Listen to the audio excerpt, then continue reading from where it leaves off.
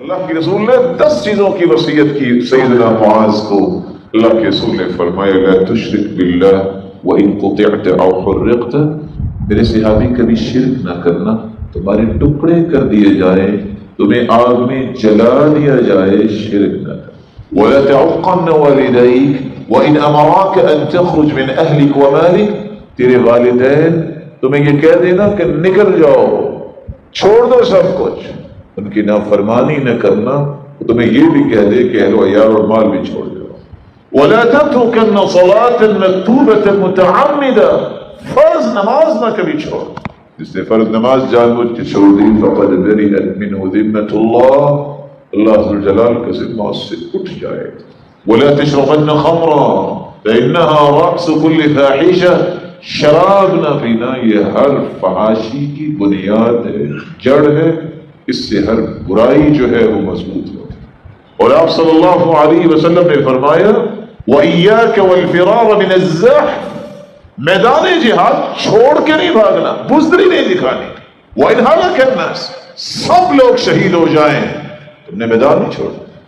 وَإِذَا أَصَابَ النَّاسَ مَوْتًا فَاثْبُتْ. اگر لوگوں کو موتیں پہنچتی ہیں تم نے ثابت کر بھی دکھانی. کوئی فتنہ آتا ہے تم نے پریشانی. اور آپ صلی اللہ علیہ وسلم نے فرمایا وَإِيَّاكَ وَالْمَعْصِيَةَ. پتہ ہے جس چیز کا یہ برائی ہے، ڈٹائی سے برائی نہ کرنا، اس سے اللہ کا عذاب نازل ہوتا ہے، اللہ کی پکڑ آتی ہے. اور آپ صلی اللہ علیہ وسلم نے فرمایا وَأَنفِقْ عَلَىٰ عِيَالِكَ مِن طَوْلِكَ. جو اللہ نے مال دیا ہے بچوں پہ خرچ کیا کر. اور یہ بھی فرمایا وَلَا تَرْفَعْ عَنْهُمْ عَصَاكَ أَدَبًا. کبھی بھی اپنا کوڑا جو ہے اس کو رکھو نہیں، باپ کی ہیبت ہونی چاہیے. عَلِّقِ الصَّوْتَ حَيْثُ يَرَاهُ أَهْلُ الْبَيْتِ. ایسی جگہ پہ کوڑا لٹکاؤ جہاں گھر والے دیکھیں، یہ رعب ہونا چاہیے. اور اب یاد رکھیے بعض برائیاں خوف سے دور ہوتی ہیں، بعض برائیاں حیا سے دور ہوتی ہیں. کتنے نیک لوگوں کو برے لوگ دیکھ کے برائی چھوڑ دیتے ہیں، ان کی حیا کرتے ہیں.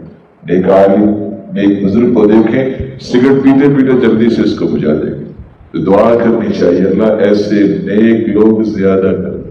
شاید کہ لوگ حیا کرتے ہوئے سلف لکھتے ہیں کہ ابتدا میں انسان حیا کرتے برائی چھوڑتا ہے، حیا کی وجہ سے اللہ اسے ایمان کی دولت بھی عطا کر دیتے ہیں، پھر اللہ کا خوف آ جاتا ہے.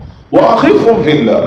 10ویں وصیت یہ کی اپنے اہل و عیال کو اللہ سے ڈراؤ، طلاق سے نہیں، مار پیٹ سے نہیں. بیوی کو اس کو کہو نیک عورتیں ایسا نہیں کرتی، اللہ سے ڈر جاؤ. جس کو اللہ کا خوف آ جائے گا اس کی دنیا اور آخرت بہتر ہوگی.